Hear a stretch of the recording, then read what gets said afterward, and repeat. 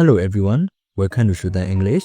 ကျွန်တော်တို့ဒီတစ်ခေါက်မှာတော့ action and process verb ပြောမယ်ဆိုရင်တော့လှုပ်ဆောင်တဲ့အရာနဲ့ဒီလှုပ်ဆောင်မှုရဲ့ဖြစ်တည်လာတဲ့ဒီအကျိုးဆက်တွေရဲ့ verb လေးတွေကိုလေ့လာကြည့်မှာဖြစ်တယ်ပေါ့နော်။ဆိုတော့ဘာလေးတွေမျက်စိဝင်စားစရာကောင်းလဲဆိုတာဒီတစ်ခေါက်သင်ခန်းစာမှာလန်နာလေးတို့နဲ့တူတူလေ့လာကြည့်ရအောင်နော်။ So let's start our lesson. Assemble to put parts together. ပြောမယ်ဆိုရင်တော့အတူတကွလှုပ်ဆောင်တဲ့အခြေအနေတွေမှာဆိုရင်သုံးတာပေါ့နော်။ဒီနေရာမှာဆိုရင်တော့ပစ္စည်းတစ်ခုကိုအတူတူထားလိုက်တယ်ဆိုတဲ့နေရာမှာသုံးတယ်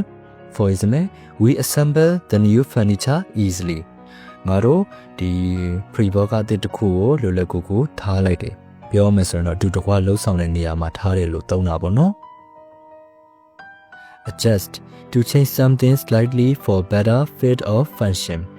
ပြောမယ်ဆိုရင်တော့တစ်ခုခုကိုပေါ့နော်ဒီချိန်မိတယ်ဆိုတဲ့နေရာမှာသုံးတယ်ဘယ်လိုချိန်မိတာလဲဆိုရင်ပိုပြီးကောင်းတဲ့ဒီအနေထားဖြစ်အောင်လုပ်တဲ့နေရာမှာသုံးလို့ရတာပေါ့နော်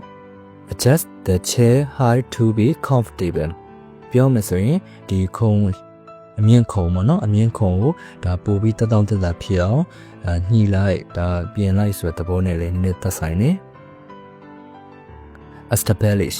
to start or create something permanent. ပြောမယ်ဆိုရင်တော့ဒီတီထောင်နေပေါ့နော်ဒီမြန်မာလိုတည်းရပြောမယ်ဆိုရင်တော့စတင်တီထောင်နေဆိုတဲ့အချိန်တွေမှာသုံးတယ် Okay ဆိုတော့တီထွင်နဲ့ဖန်တီးရဆိုတဲ့နေရာမှာသုံးတယ် So for example they established a new office in London. သူတို့ London မှာဒီရုံးခန်းတဲ့ကိုစတင်ပြီးတီထောင်ခဲ့တယ်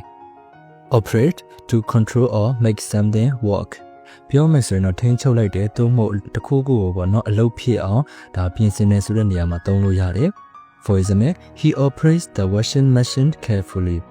သူအဝတ်လျှော်စက်ကိုဒေတာကျူဒီဇိုင်းနဲ့ဒါပြင်ဆင်နေတယ်ပေါ့နော်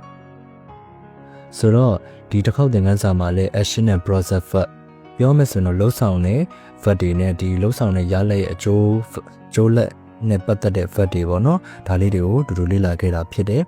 ဆိုတော့ဒီတစ်ခေါက်သင်ခန်းစာမှာလည်းလန်နာလေးတို့အတွက်အထူးပင်အသုံးဝင်မိမယ်လို့လည်းယုံကြည်မိပါတယ်Thank you for learning with me. See you in the next lesson.